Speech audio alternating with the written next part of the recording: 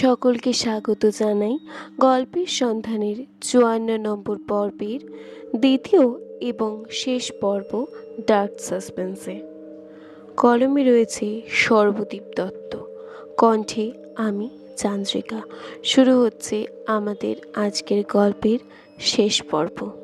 আগের পর্বে আমরা দেখেছিলাম অয়ন ও নীল মারা যাওয়ার পর চৌধুরী বাড়ির জানালার সংখ্যা বেড়ে গিয়েছিল। পারিপার্শ্বিক লোকজন চৌধুরী বাড়িতে দুটি অবয়বকে পাশাপাশি দাঁড়িয়ে থাকতে দেখতে পেতেন। আর সেই কুঠিরে পড়ে থাকা ডায়েরিটার কি হয়েছিল, সেইটারই উত্তর আমরা আজকের পর্বে পাব। পরবর্তী অংশ শোনার জন্য গল্পের সন্ধানেকে সাবস্ক্রাইব করে গল্পের সন্ধানের সাথে জুড়ে থাকুন। আর বাড়তি কথা না বাড়িয়ে সরাসরি গল্পে ফিরছি। অয়ন আর নীলের অন্তর্ধান গ্রামটিকে এক বিভীষিকাময় রূপ দিয়েছে। এখন আর কেউ সন্ধ্যার পর চৌধুরী বাড়ির রাস্তার ধারে যায় না, কিন্তু কৌতূহল মানুষের সহজাত প্রবৃত্তি। এবার এই গল্পের কেন্দ্রে আসে সোহিনী, নীলের ছোট বোন। সে একজন ফরেন্সিক বিশেষজ্ঞ। সে অশুভ কোনো শক্তির অস্তিত্বে বিশ্বাস করে না, সে বিশ্বাস করে শুধু প্রমাণের উপর।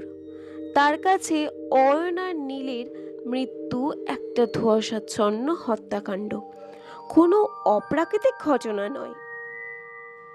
এরপর আসলো তদন্তের নতুন মোড়। সোহিনী তার ভাইয়ের ফেলে যাওয়া ক্যামেরা আর ডায়েরিটি উদ্ধার করলো। সে যখন ল্যাবে ক্যামেরার ফুটেজগুলো বিশ্লেষণ করতে শুরু করলো, তখন তার চোখের সামনে ভেসে উঠল এমন সব দৃশ্য যা বিজ্ঞানের কোনো সূত্র দিয়ে ব্যাখ্যা করা সম্ভব নয়। ফুটেজে দেখা যাচ্ছে নীল শূন্যে ভাসছে এবং একটা অদৃশ্য শক্তি তাকে টেনে নিয়ে যাচ্ছে মাটির গভীরে। সোহিনী ঠিক করলো সে চৌধুরী বাড়িতে রাত কাটাবে। তার সাথে থাকলো একটা হাই সেন্সিটিভ সাউন্ড ডিটেক্টর। গভীর রাতে যখন সে চৌধুরী বাড়ির ধ্বংসাবশেষে পা রাখল, তখন বাতাসের তাপমাত্রা স্বাভাবিকের চেয়ে প্রায় 10 ডিগ্রি কমে গেল। এরপর শুরু হলো শব্দের ময়নাতদন্ত।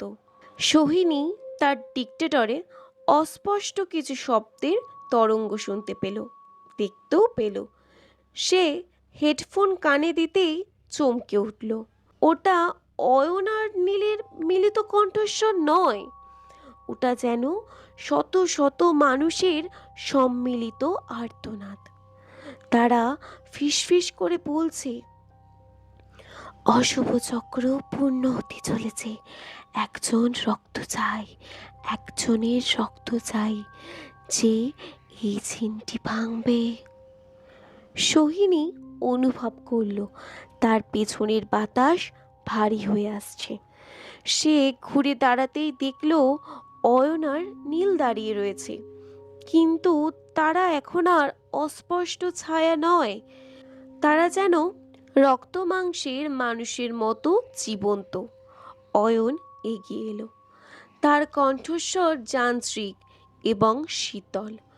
সোহিনী, তুমি কি মনে করো তুমি আমাদের বাঁচাতে পারবে? আমরা তো শুধু পথপ্রদর্শক, আমাদের কাজ তোমাকে ওই অন্ধকারের জগতের উত্তরাধিকারী বানানো। এরপর ডার্ক সাসপেন্সের চূড়ান্ত পর্যায়ে সোহিনী তার হাতের ব্যাগে রাখা ইউভি লাইট জ্বালিয়ে দিল। আলোর ঝলকানিতে সে দেখল সারা ঘরের মেঝেতে রক্তের আলপনা দেওয়া। এটি কোনো দুর্ঘটনা ছিল না, এটি একটি পরিকল্পিত ব্ল্যাক ম্যাজিক রিচুয়াল। চৌধুরী বাড়িটি আসলে কোনো বাড়ি নয়, এটা একটা প্রাচীন বলয় যা প্রতি 3 দশক অন্তর নতুন রক্ত দাবি করে। সোহিনী বুঝতে পারল সে এক ভয়াবহ ফাঁদে পা দিয়েছে। বাড়ির দরজা জানালা সব আপনা আপনি বন্ধ হয়ে যাচ্ছে। দেওয়ালের ফাটল থেকে বেরিয়ে আসছে ঘন কালো ধোঁয়া, যা ধীরে ধীরে একটি মানবাকৃতি ধারণ করছে। এটি সেই বাড়ির প্রাচীন সত্তা, যার তৃষ্ণা কোনো দিন মেটেনি। সোহিনী বুদ্ধিদীপ্ত এক পদক্ষেপ নিল। সে জানে এই ধরনের অশুভ শক্তি আলোর প্রতিফলন আর শব্দের প্রতি সংবেদনশীল। সে তার কাছে থাকা পাওয়ারফুল ফ্ল্যাশ গানটি সর্বোচ্চ লুমিনে চালু করলো। এক তীব্র আলোর ঝলকানিতে পুরো বাড়ি কেঁপে উঠল। সেই আলোর নিচে অয়ন আর নীল মুহূর্তের জন্য তাদের আসল মানুষের রূপ ফিরে পেল। সোহিনী, পালান! এই বলয়কে ধ্বংস করার একটাই উপায়, অভিশপ্ত ডায়েরিটি পোড়ান! অয়নের চিৎকার শোনা গেল। সোহিনী দ্রুত ডায়েরিটি হাতে নিয়ে তার লাইটার দিয়ে জ্বালিয়ে দিল। ডায়েরিটি জ্বলতে শুরু করতেই পুরো চৌধুরী বাড়িটি যেন বিকট আর্তনাদ করে উঠল। অশরীরী আত্মাগুলো বাতাসের সাথে মিশে যেতে শুরু করলো। সোহিনী জীবন বাজি রেখে বাড়ি থেকে বেরিয়ে এলো। পিছনে তাকিয়ে দেখলো বিশাল অট্টালিকাটি মাটির নিচে ধসে যাচ্ছে, যেন কেউ তাকে টেনে মাটির গভীরে নিয়ে যাচ্ছে। পরদিন সকালে পুলিশ ঘটনাস্থলে গিয়ে দেখলো সেখানে কোনো বাড়ি ছিল না, শুধু পড়ে আছে এক বিশাল গর্ত। অয়ন, নীল বা সোহিনী কেউই আর নেই। পুলিশ রিপোর্ট লিখল ভূমিধস, কিন্তু স্থানীয়রা আজও অমাবস্যার রাতে সেই মাঠের দিকে তাকিয়ে চুপ করে থাকে। তারা যেন বলয়টি ভেঙেছে ঠিকই, কিন্তু অশরীরী আত্মারা হয়তো অন্য কোনো ঠিকানায় নিজেদের নতুন আস্থানা খুঁজে নিয়েছে। চৌধুরী বাড়ির সেই ভয়ঙ্কর পরিণতির পর মাসখানেক কেটে গেছে। সোহিনী বেঁচে ফিরেছিল ঠিকই, কিন্তু সে এখন আগের মতো নেই। তার চোখের নিচে গাঢ় কালো দাগ, আর মাঝে মাঝে সে এমন সব ভাষায় কথা বলে যা পৃথিবীর কোনো মানুষেরই নয়। ডাক্তাররা একে বলেন পোস্ট ট্রমাটিক স্ট্রেস ডিসঅর্ডার।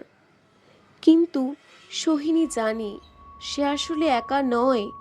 তার শরীরের ভেতর অয়ন আর নীলের সেই অভিশপ্ত আত্মার একটা টুকরো রয়ে গেছে, অশরীরী আত্মার ছায়া।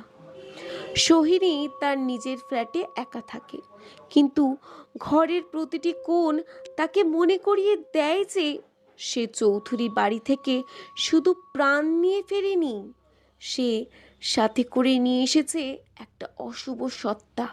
তার ল্যাপটপ থেকে নিজে নিজেই ফাইল ডিলিট হতে শুরু করলো। রাতের বেলা বাথরুমের আয়নায় সোহিনী দেখতে পায় তার নিজের প্রতিচ্ছবির পেছনে দাঁড়িয়ে আছে অয়ন, যার হাতে সেই পুরানো ডায়েরিটির অবশিষ্ট অর্ধেক অংশ। নীল, যে আসলে ওই বলয়েরই একটি অংশ হয়ে গিয়েছিল, সে এখন সোহিনীর স্বপ্নের মাধ্যমে তার সাথে যোগাযোগ করে। স্বপ্নটা প্রতি রাতে একই। নীল তাকে বলছে, সোহিনী, ডায়েরিটা তো অর্ধেক পড়েছে, কিন্তু তুমি জানো কি ওই ডায়েরিটা ছিল আসলে অয়নের চামড়ায় লেখা। তুমি যা পুড়িয়েছ তা কেবল কাগজ, মূল সত্যটা এখনো তোমারই রক্তে মিশে আছে। এরপর শুরু হলো ভয়ের নতুন মাত্রা। সোহিনী বুঝতে পারল চৌধুরী বাড়িটি ধ্বংস হলেও সেই অশুভ শক্তির বিনাশ এখনো হয়নি। তারা সোহিনীর শরীরকে মাধ্যম হিসাবে ব্যবহার করে পৃথিবীতে পুনরায় ফিরে আসার পথ খুঁজছে। সোহিনী এখন আর একা নয়, তার শরীরে এখন 3 জনের আত্মা বাস করে। সোহিনী নিজে, অয়ন এবং নীল।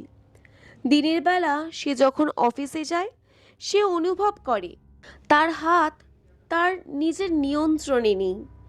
সে অজ্ঞাতসারের মতো টাইপ করতে শুরু করে সেই অশুভ সংকেতগুলো, যা চৌধুরী বাড়ির সেই বলয়ের তৈরি মূল মন্ত্র ছিল। শহরের এক কোণে অবস্থিত এক পুরনো লাইব্রেরির আর্কাইভে সোহিনী খুঁজে পায় এক চাঞ্চল্যকর তথ্য। অয়ন যে ডায়েরিটি লিখত, তা আসলে অয়ন নিজে লেখেনি। অয়নের অনেক পূর্বপুরুষ, যারা ওই চৌধুরী বংশের ছিল, তারা অমরত্ব পাওয়ার আশায় নিজেদের আত্মাকে ওই খাতায় বন্দি করেছে। শুরু হলো ডার্ক সাসপেন্সের নতুন মোড়। সোহিনী সিদ্ধান্ত নিল এই অভিশাপ তাকেই শেষ করতে হবে। সে বুঝতে পারল তাকে এখন এমন এক জায়গায় যেতে হবে যেখানে অশুভ শক্তির ক্ষমতা সবচেয়ে কম। সে বেছে নিল পাহাড়ি এক নির্জন মন্দিরের প্রাঙ্গণ, যেখানে আজও প্রাচীন মন্ত্রের ধ্বনি শোনা যায়। কিন্তু যাওয়ার আগেই সে টের পেল অয়ন এবং নীল তাকে বাধা দেওয়ার জন্য তার শরীরের ওপর পুরোপুরি নিয়ন্ত্রণ নিয়ে নিচ্ছে। ট্রেনে যাওয়ার সময় সোহিনী দেখল ট্রেনের জানালায় তার নিজের ছায়া নেই, আছে অয়নের কঙ্কালসার ছায়া। যাত্রীরা তাকে অদ্ভুত চোখে দেখছে। সে যখন নিজের দিকে তাকালো, দেখল তার হাতের চামড়া ফ্যাকাশে হয়ে যাচ্ছে, ঠিক যেন কোনো মৃতদেহের চামড়া। সে আসলে জীবিতদের জগতেই নেই। সে ধীরে ধীরে সেই অশরীর জগতের নাগরিক হয়ে উঠছে। মন্দিরে পৌঁছানোর পর সোহিনী দেখল মন্দিরের গর্ভগৃহের দরজা খোলা। ভিতরে বসে আছে এক বৃদ্ধ সাধু। সাধু তাকে দেখেই বলল, তুমি তো একা আসনি মেয়ে, তুমি তো পুরো একটা বংশের অভিশাপ বহন করে আনছো। সোহিনী কাপা গলায় বলল, আমি মুক্তি চাই। বৃদ্ধ সাধু হেসে উঠল, কিন্তু সেই হাসিটা মানুষের ছিল না। বৃদ্ধের চেহারা ধীরে ধীরে অয়নের মতো হতে লাগলো। সোহিনী বুঝতে পারল সে আসলে কোনোদিন চৌধুরী বাড়ি থেকে বেরোতেই পারেনি। এই পুরো যাত্রা, এই ফ্ল্যাট, এই মন্দির, সবই সেই অশরীরী আত্মাদের তৈরি করা একটা মায়াজাল বা ভ্রম। সোহিনী চিৎকার করে চোখ খুলল। সে দেখল সে এখনো সেই চৌধুরী বাড়ির ধ্বংসাবশেষের ওপর শুয়ে আছে। তার পাশে অয়ন আর নীল দাঁড়িয়ে আছে। তারা তাকে স্বাগত জানাচ্ছে। আকাশটা রক্তবর্ণ, সময় যেন সেখানে থমকে আছে। গল্পের এই পর্বে কোনো মুক্তি নেই, আছে শুধু এক অনন্ত অশরীরী চক্র। সোহিনী এখন চৌধুরী বাড়ির নতুন সদস্য, আর তার ফ্ল্যাটে শহরের সেই পরিচিত জায়গায় অয়ন আর নীল সোহিনীর শরীরের ওপর ভর করে নতুন একটা ডায়েরি লেখা শুরু করেছে। তার নাম অশরীরী আত্মা, শেষ অধ্যায়। চৌধুরী বাড়ির ধ্বংসাবশেষ এখন আর কেবল একটা জায়গা নয়, এটি একটি বিশাল শূন্যতার প্রবেশদ্বার। সোহিনী সেখানে আটকে আছে, কিন্তু তার চেতনা এখন আর ব্যক্তিগত সীমানায় সীমাবদ্ধ নেই। সে অনুভব করতে পারছে সে অশরীরী আত্মাদের আদিম হাহাকার, যারা কয়েক শতাব্দী ধরে এই মাটির নিচে বন্দী। অয়ন, নীল এবং সোহিনী, এই ত্রিমূর্তি এখন সেই অশুভ শক্তির ধারক। তারা বুঝতে পেরেছে চৌধুরী বাড়ির রহস্য কোনো ব্যক্তিগত অভিশাপ নয়, বরং এটি মহাজাগতিক এক ভারসাম্যহীনতা। সোহিনী নিজের চোখের সামনে দেখতে পেল এক ভয়াবহ দৃশ্য। সে আর চৌধুরী বাড়ির ধ্বংসস্তূপে নেই। সে এখন দাঁড়িয়ে আছে এক অনন্তহীন ধোঁয়াশাচ্ছন্ন প্রান্তরে। তার পাশে অয়ন আর নীল। অয়নের শরীর থেকে তখনও কালচে ধোঁয়া বেরোচ্ছে, আর নীলের চোখ স্থির, তাতে কোনো প্রাণ নেই। অয়ন ফিসফিস করে বলল, সোহিনী, আমরা যা দেখছি তা বাস্তব নয়। এটা আমাদের সম্মিলিত অবচেতনের প্রতিফলন। এই বাড়িটি ধ্বংস হলেও আমরা যখন একে ভুলে যেতে চেয়েছি, তখনই আমরা তাকে আমাদের ভেতরে জায়গা দিয়েছি। সোহিনী বুঝতে পারল, চৌধুরী বাড়ির সেই অশুভ শক্তি আসলে কোনো বাইরের সত্তা নয়। এটি মানুষের লোভ, ভয় এবং অসম্পূর্ণ আকাঙ্ক্ষার একটা পুঞ্জীভূত রূপ। তারা যতবার এই শক্তিকে অস্বীকার করার চেষ্টা করেছে, ততবার এটি তাদের মনের গভীরে শিকড় গেড়েছে। সোহিনী, অয়ন এবং নীল তিনজন মিলে সেই ধোঁয়াশাচ্ছন্ন প্রান্তরে হাঁটতে শুরু করলো। সামনেই ভেসে উঠল বিশাল এক অট্টালিকা, চৌধুরী বাড়ি। কিন্তু এ বাড়িটি ধ্বংসপ্রাপ্ত নয়, এটি তার সেই পুরনো গৌরবে উজ্জ্বল। অশুভ নিস্তব্ধতায় বাড়িটি যেন প্রাণ ফিরে পেয়েছে।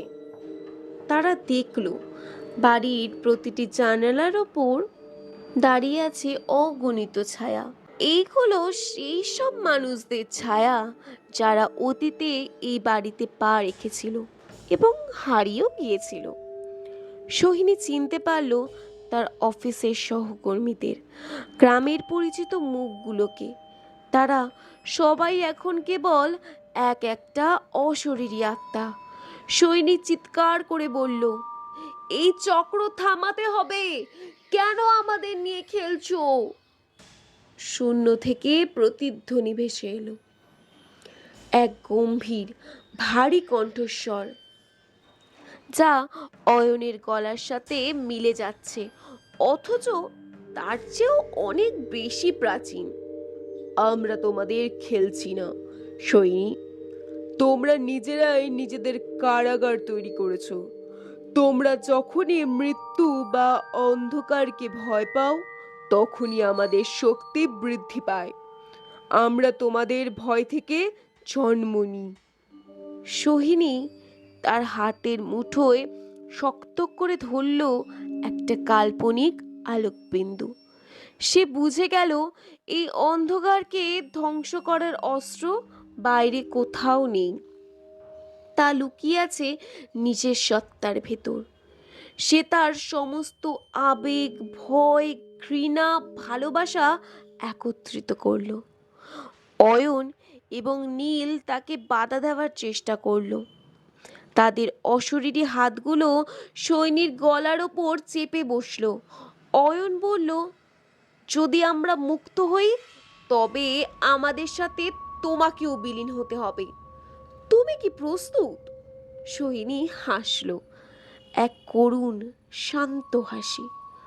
আমি তৈরি, কারণ আমি জানি এই অনন্ত যন্ত্রণা থেকে মুক্তি পাওয়ার একমাত্র পথ হলো অস্তিত্বের এই বৃত্ত ভেঙে ফেলা।